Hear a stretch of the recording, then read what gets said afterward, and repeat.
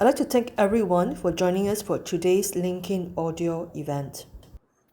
So, Bunching, can we start off with you looking back at 2022? What are the top three key takeaways for you in terms of discovery, learnings, or experiences?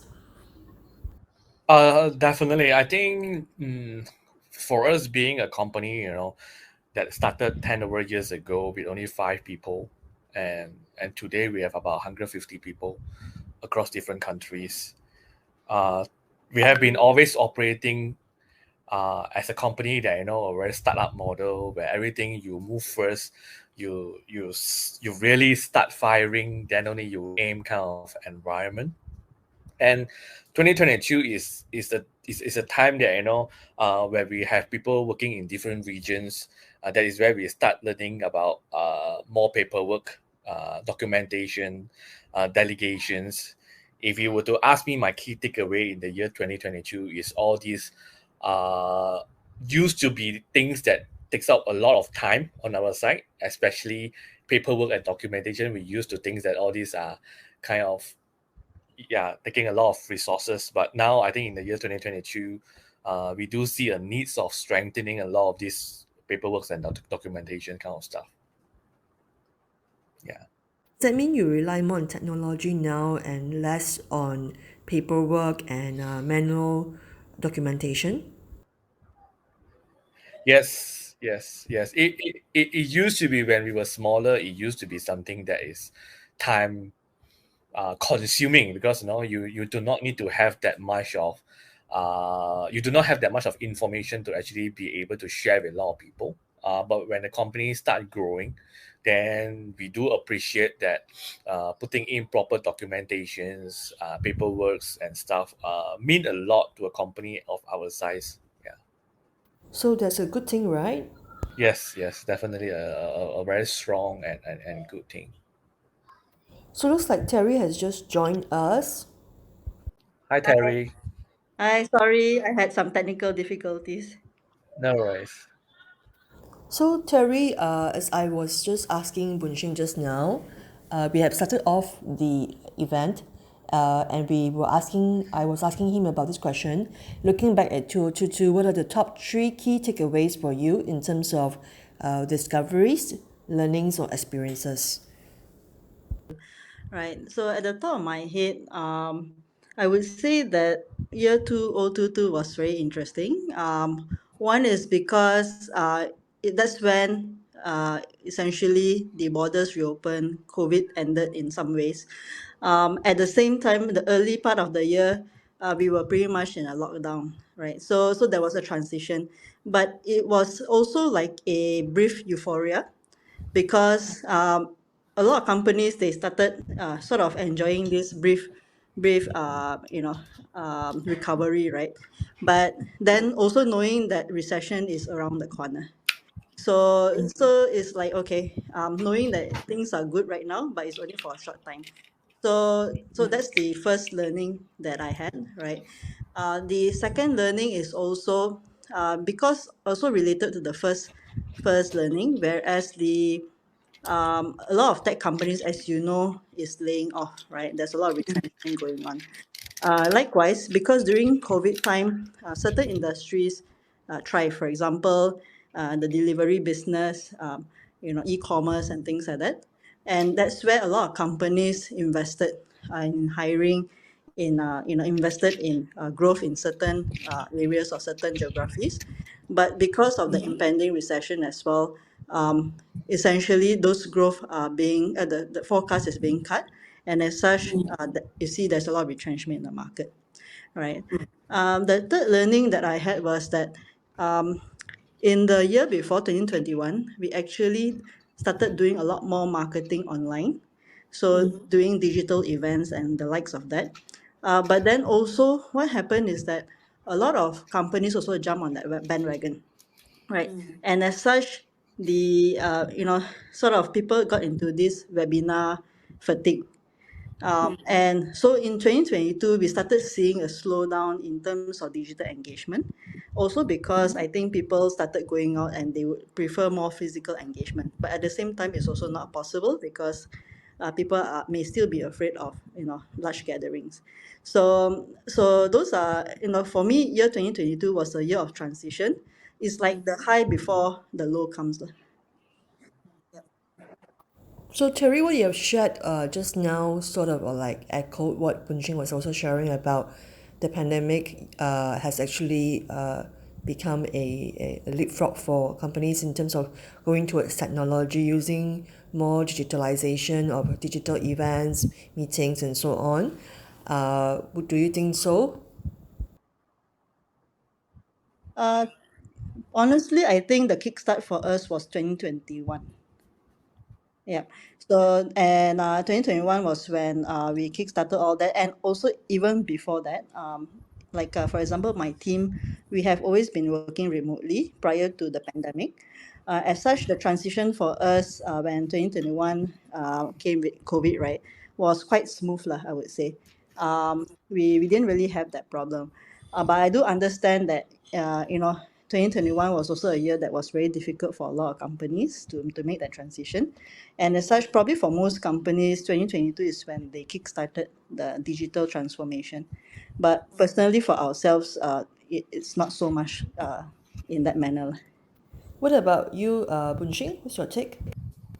Yeah, I mean, being a IT business ourselves, moving into online digitalization, I think is definitely something that it's not something very difficult for us, lah.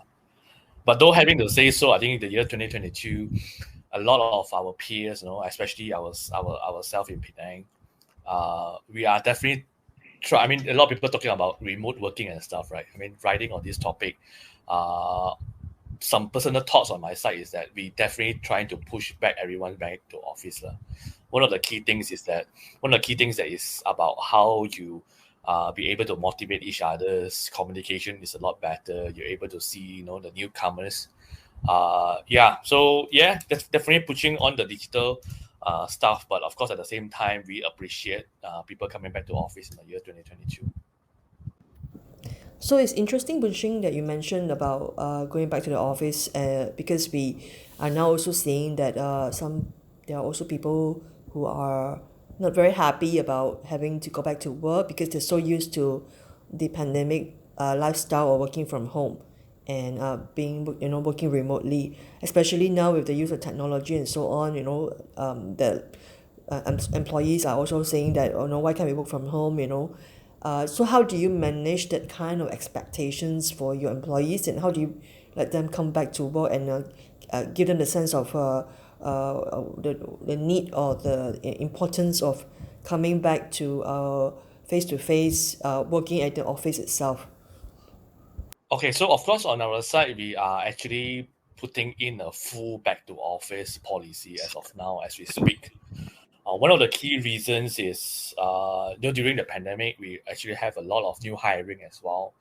But then we do realize that when people don't see each other's, right, especially the new hires, they doesn't have the kind of DNA of the team, and then we also experiencing, people, some of them leaving the company, especially newcomers, right, that we faced a comment during the exit interview, that we have two different very extreme scenario. There are some people that are saying to us that, oh, I find the work not challenging enough, all right, because I was not given sufficient challenging work on, and then on the other side of the spectrum, there are actually people commenting that, oh, it's so challenging, he faced so much trouble in executing it, but at the same time he couldn't seek help, and one of the things that we feel is because there is no off work discussion, because of having to work on remote, right, and the supervisors, or the team lead probably doesn't have the ability to be able to monitor them,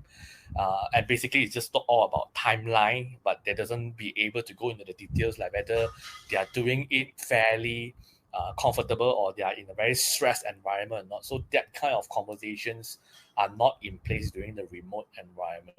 That is why because of that, we actually move into full or back to office. But having to say how do we manage them, I would say that we are pretty lucky as in Penang environment, most of the time we compare ourselves with the MNCs around the Penang areas, the industry areas, and I will say most of them is really on the same path where they're actually moving back to office in totality.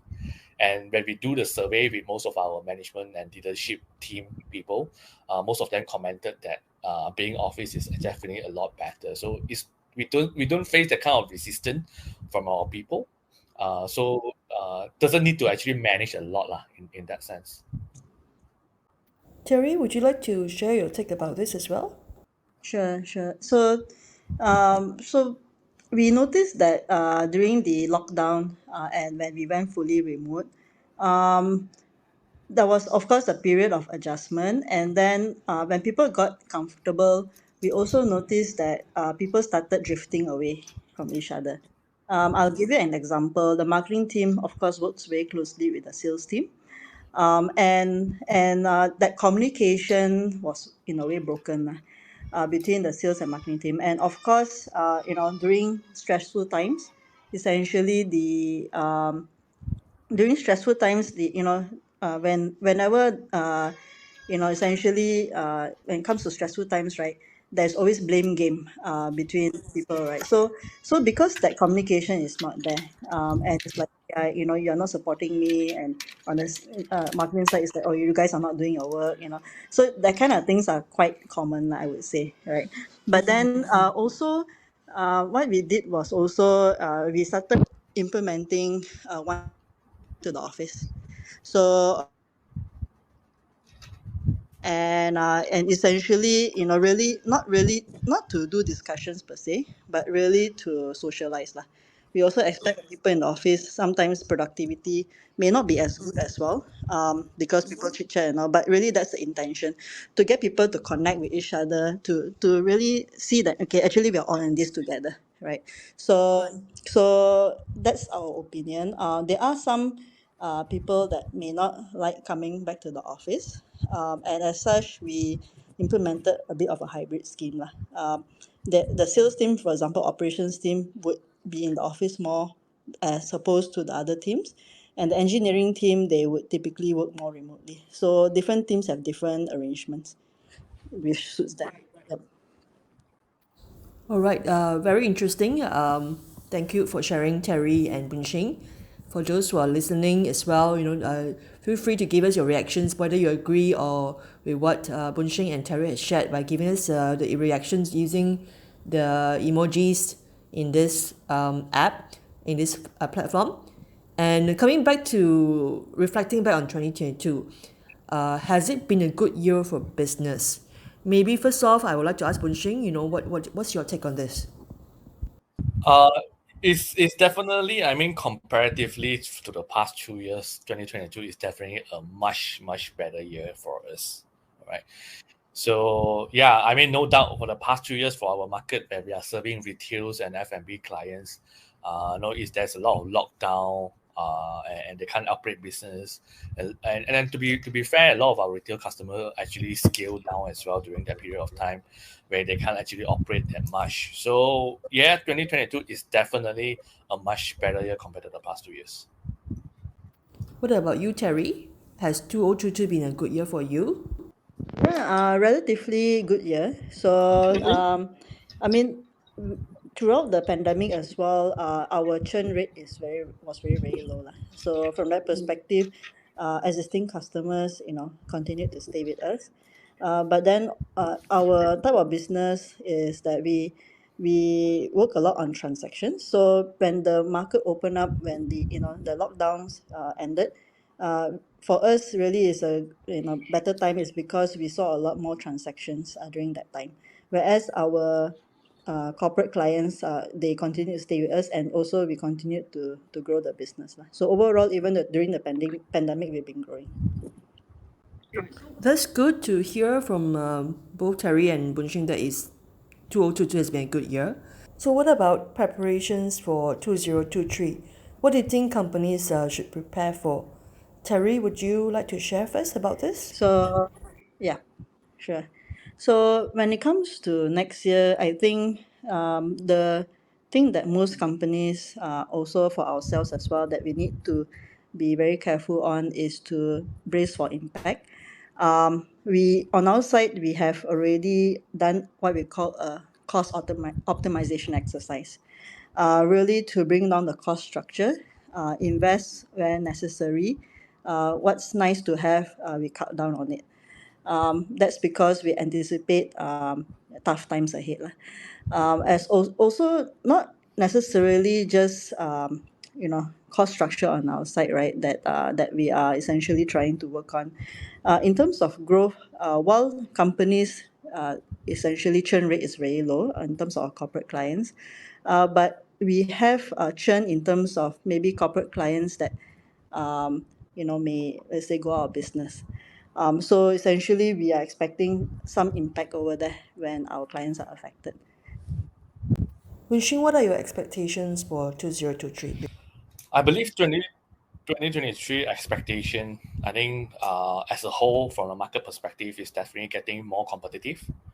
Like Terry mentioned rightfully, I think we share the same sentiment as well. There's a lot of business that will actually be doing cost cutting. So in terms of impact, we do see that definitely the impacts will be there. And of course, businesses also, I mean, there's a lot of businesses are doing a lot of optimizations here, like what Terry mentioned.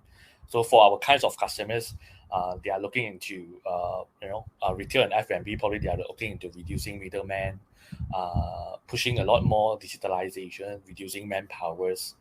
But one thing that I do notice that, interestingly, from the year 2020, I mean, it has been coming a couple of years that most of our customers nowadays, they start to appreciate data.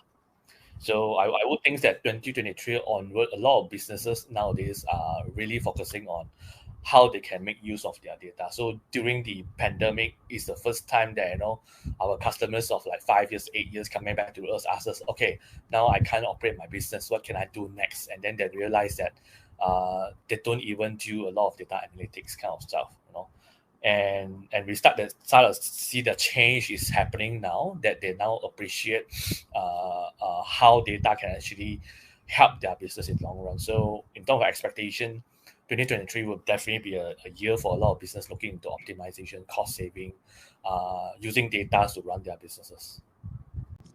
So would you say that 2022 has been sort of a rebound year from the pandemic, and now as we go towards 2023, we are all preparing more for something new that's going to be, that is installed, like the things have changed since the pandemic, how we work, the way we work has changed, and how we do business also, the way we use technology has also changed. Boon Ching, what's your take about this?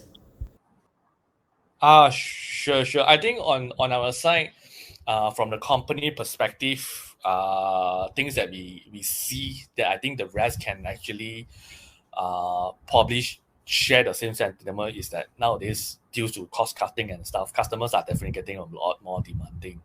So on our side, we keep working with our team, product team, engineering, to see how we can move fast and then deliver more values. So I think when the market become more competitive, right, there will be a lot of value-seeking customers that they are looking for something more and more and more. So this is where how we can move fast to continue deliver new value to customer is important. So as from our perspective, we are from a software house. We actually streamline our product into two segments. One is we call it old value, and one we call it new value. So old values are things that all this while our solution already be able to give these solutions or stuff that is our old value. So we are eyeing into how you can deliver new values. So every year, so in the year 2023, we work out a roadmap of how we can actually chunk out more new values so that we can actually deliver extraordinary, different market segmentations kind of solutions to our clients. So I think for most of the people out there, how can the business deliver new value is very important. Interesting concept about old value and new value, Boon Ching. And before I ask Terry about what's her take about this as well, just to also get a feel from the floor, those who think that 2022 has been a good year for you, show us your thumbs up, give us your emoji reactions here on this platform. Right, so we are seeing some thumbs up coming up. Yep, looks like 2022 has been a good year for many of you, and that's a good thing. We are looking forward to better things ahead as well. And now coming back to the question about what we asked us now about doing things a new way. Let me ask Cherry now what's her take about this as well. Sure. In my opinion, although recession sounds like a very negative thing, right?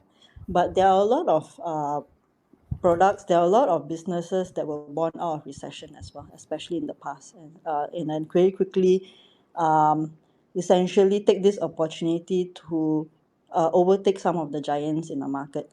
And because, and this is where, startups, right?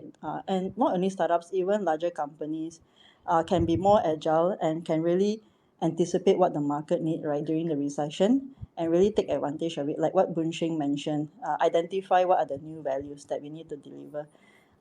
For example, health metrics is a lot of times positioned as an enterprise solution, and we do have very big clients, in the thousands, and some of our biggest clients are like 10,000 packs.